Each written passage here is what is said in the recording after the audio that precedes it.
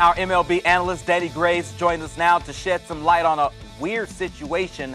The Braves and Nationals were supposed to begin a 4-game series at 7 p.m. local time in D.C., but the Nats delayed the start time for 3 hours due to weather, and then it didn't even rain for 2 hours.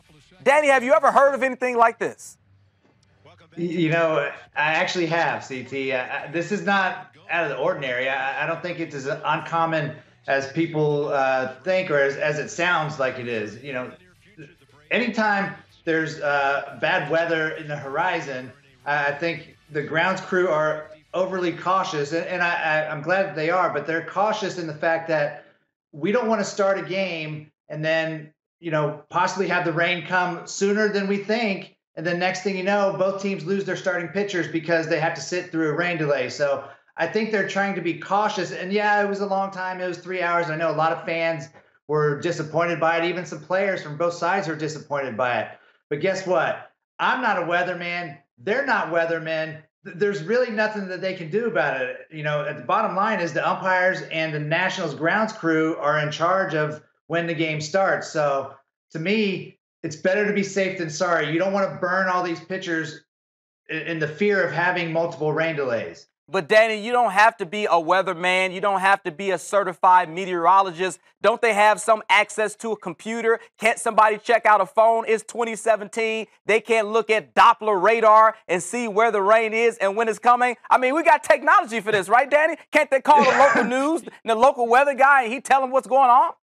Yeah, maybe somebody hacked into their computer at the stadium or something, because they do have computers. They have the Doppler radars. They have them all lined up on what the weather's going to do. So, you know, maybe somebody did something to the computer. I don't know. Maybe they didn't refresh it, but they're up to date in their technology, I would imagine. So it's not like they just purposely not started the game. There's no benefit of them not starting this game at 7. You know what I'm saying? Because think about it this way, and I know a lot of fans were upset about it and, you know, possibly getting the Nats punished for doing something like this, but there's no positive for them doing this, because if they delay the game for 3 hours for no apparent reason, they're losing 3 hours worth of concessions.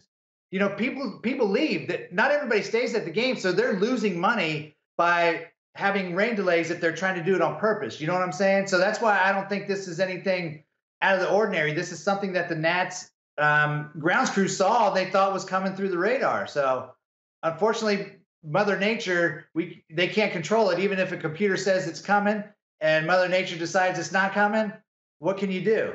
And certainly the umpires, if the game gets delayed, that means they have to work late as well. So they don't get off easy either. So they have a reason to try to get the game started as soon as possible. Exactly. For more on what happened with the Cubs today at Wrigley Field, it was a beatdown by Milwaukee, but they had to bring in a different pitcher, and Danny will have more on that. Just search the Cubs on your 120 Sports app.